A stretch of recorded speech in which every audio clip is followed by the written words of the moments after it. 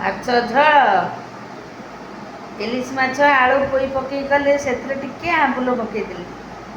ଆଉ ସୁଜନା ନାଡ଼ି ଭଜା ହେଇଛି, ସୋରିଷ ଜିରା ପିଆଜ ରସୁଣ କଞ୍ଚା ଲଙ୍କା ଦେଇ ଗ୍ରାଇଣ୍ଡିଙ୍ଗ କରିଦେଇକି ତାକୁ ଟିକେ ନାଡ଼ିଦେଲି।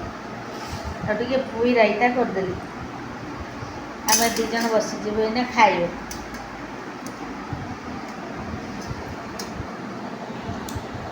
ଭାତ ତରକାରୀ ରେଡ଼ି, ଖାଇବା ଆମର ରେଡ଼ି।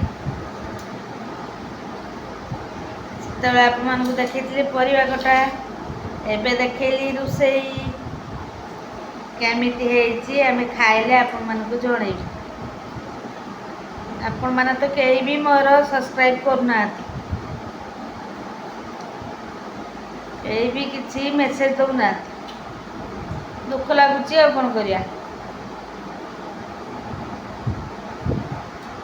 କମେଣ୍ଟ ଟିକେ କରନ୍ତୁ, ହେଲେ ଟିକେ ଭଲ ଲାଗିବ ନା ଆମକୁ। Bye bye.